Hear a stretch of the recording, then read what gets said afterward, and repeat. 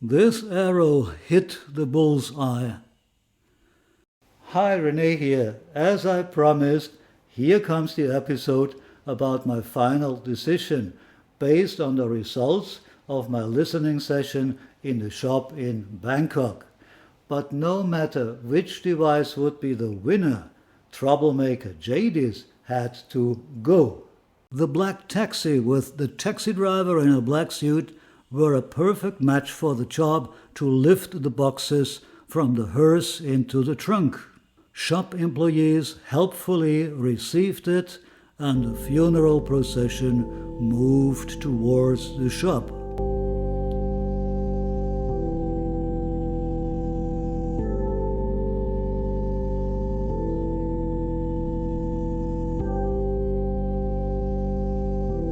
Now let's watch the drama in a complete sequence.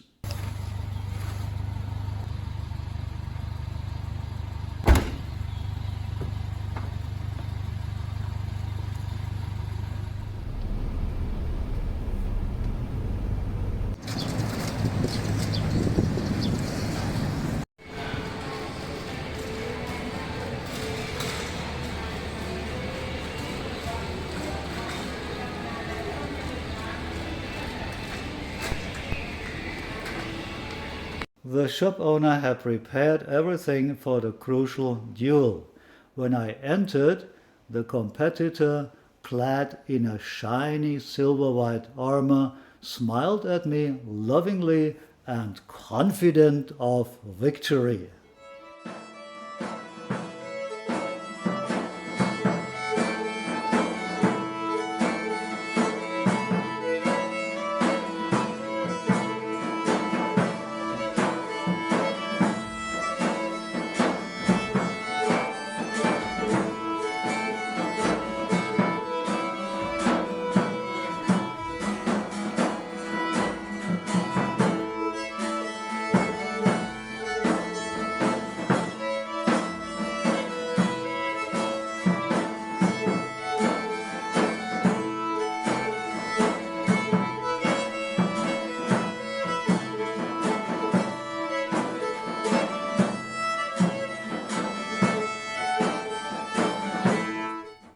The very first CD which I put on the tray with high expectations was Patricia Barber's Nightclub, track 7, Autumn Leaves, and after only 1 minute my heart was in my boots. The bass hit the room like a piece of rock which had fallen from Mars. Patricia's voice was a bit too harsh, a bit too broad and vague. The Luxman probably was going to win without a fight. But when I put my hand on the awe-inspiring cooling fins, which would look great on any old dinosaur from Jurassic Park, I immediately understood. The amp was not warmed up, and the employee had forgotten to press the magic little button which revs up the machine from AB to Class A, which is about the same as if you had your automatic gear shift in the position for driving on snow and ice and tried to make a kickstart to find out how quickly the car would go from 0 to 100. So we waited for a minimum of 10 minutes, and when we saw the first sparks coming from the fins, we pressed the start button of the CD player again. A raven black dry bass played the introduction. Patricia's voice disseminated autumnal goose pimples, and when the first solemn, silvery and melancholic piano keys mingled in, lightning struck me. It was love at first listen.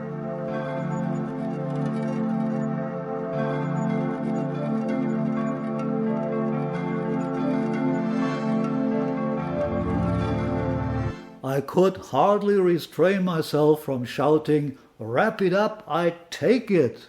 But I had only experienced the peak of the iceberg, so we continued by switching to the Luxman. With the Luxman, everything was balanced perfectly, but Where were the goose pimples? What nonsense! How can you measure goose pimples? The naysayers will object.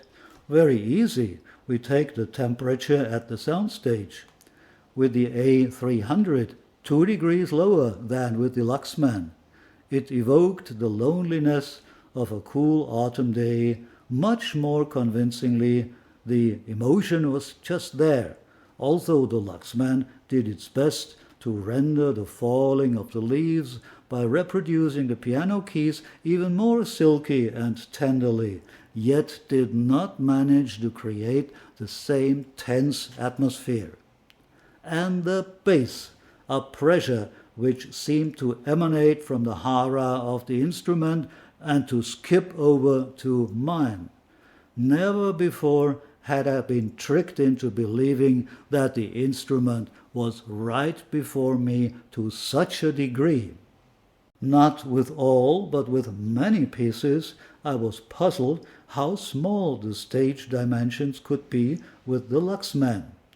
With the Plinius, the stage could effortlessly fill the space between the speakers, while with the Luxman it was strictly constrained to the center in between, leaving an empty sound space of about 10 to 15% on each side, and the music was pressed into the remaining 2/3 of the stage. Don't get me wrong, this could even happen with quite numerous instruments which in real life need the full stage to unfold. In the third round, I've focused my attention on the holographic layout and tried to assess how credible the three-dimensional presentation of instruments and singers was.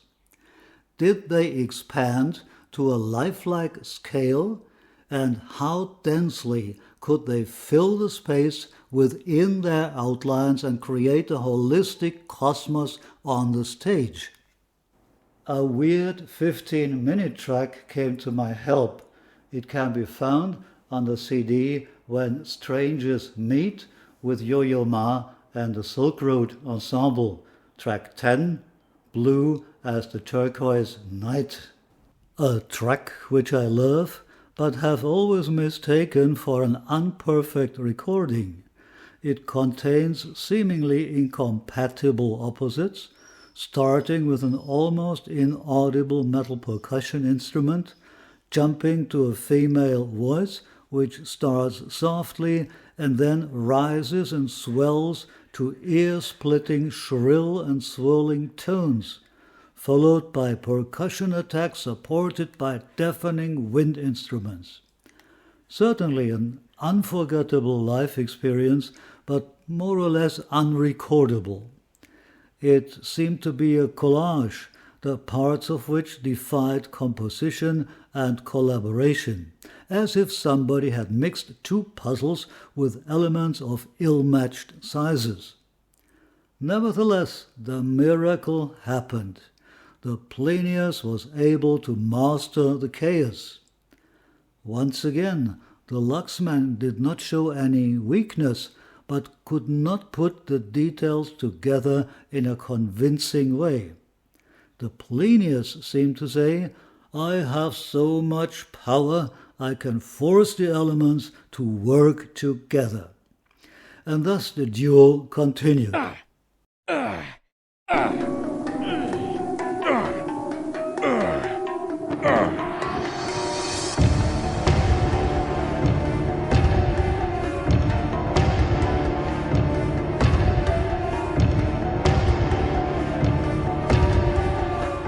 I had fallen in love and did not fall out of it again.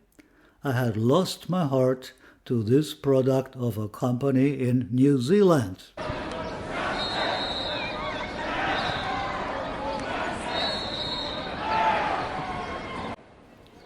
Oh, a shouting slogan is rising and demanding to include the Accuphase in the comparison.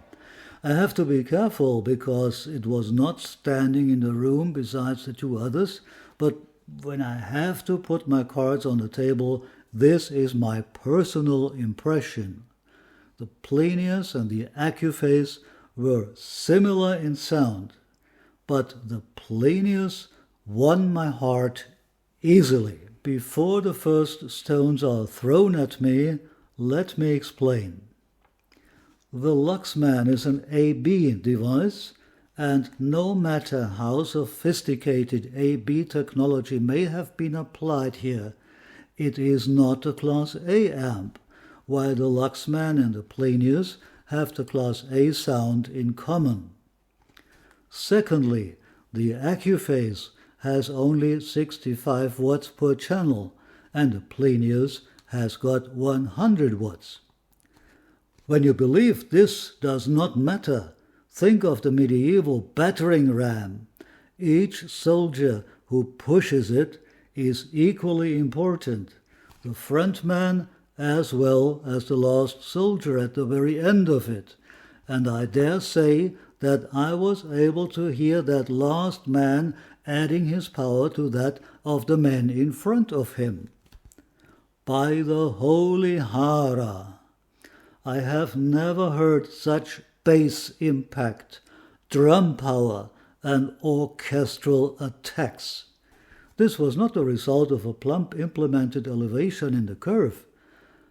No, quite in the spirit of the Japanese Hara, this was an energy created by concentration. It could blow you over, but a double bass remained a double bass and did not turn into an alien subsonic weapon. So far, many people asked about the A-80, but strangely, nobody was interested in the fate of the JA30. Well, even if you don't want to know, I'm going to tell you. The silvery knight swung its sword and drove it away, maybe back home to France, where it might be more welcome than anywhere else in the world, and Daddy can hug it and improve it.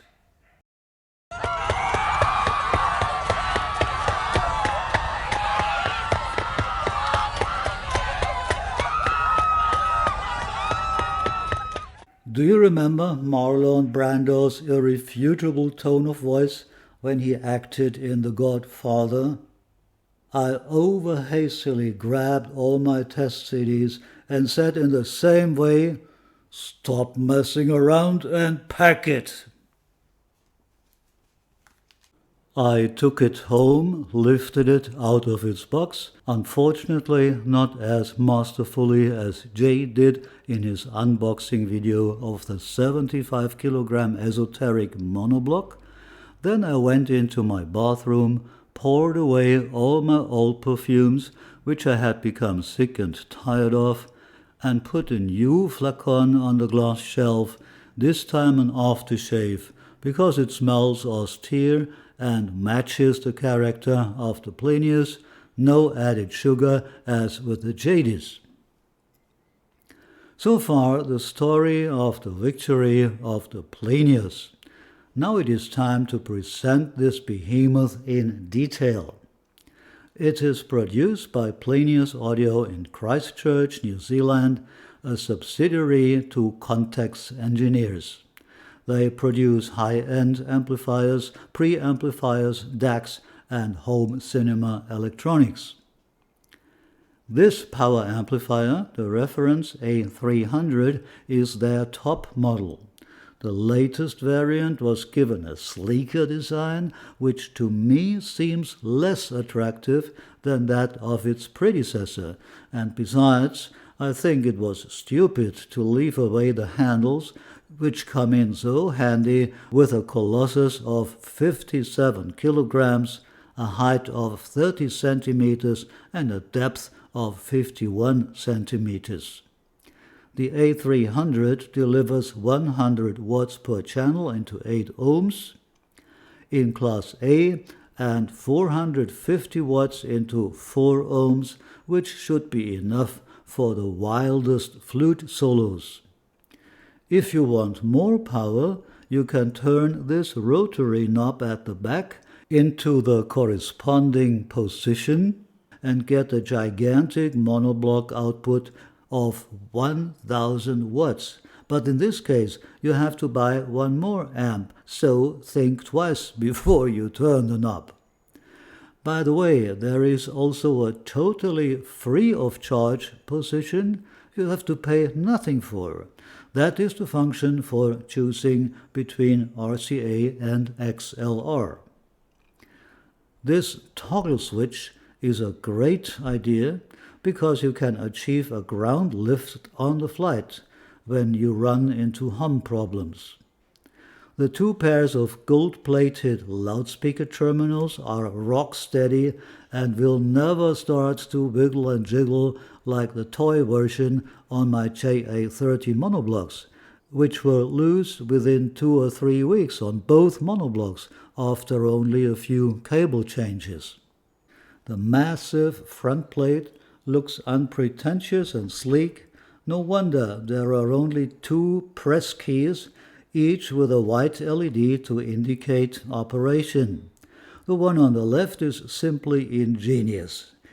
It is a mute switch.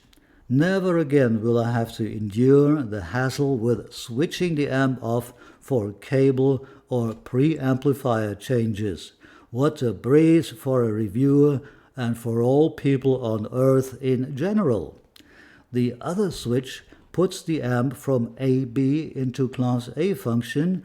In AB operation, you get satisfactory 300 watts per channel. For green-hearted, energy-saving freaks, however, there are 2 downers to be mentioned, which might spoil their sound happiness and become a deal-breaker. To achieve 100 watts in Class A, the amp consumes 1100 watts permanently. But the good news is you can deduct a few pounds or dollars from the expenses for the heating system of your house and balance the final bill out. The amp can reach temperatures of up to 55 degrees Celsius. In AB, however, the amp does not get warmer than 37 degrees.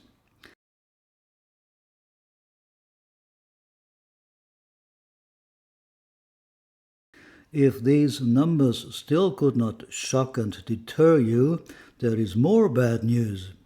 Plinius recommends to leave the amp on permanently. That's why the power switch is hidden at the back.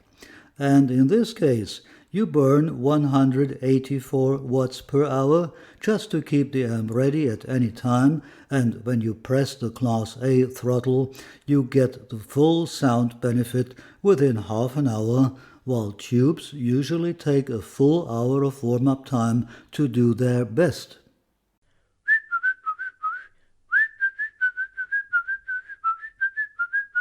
Thanks for watching. Please don't forget to subscribe. I hope to see you on this channel again. Cheers.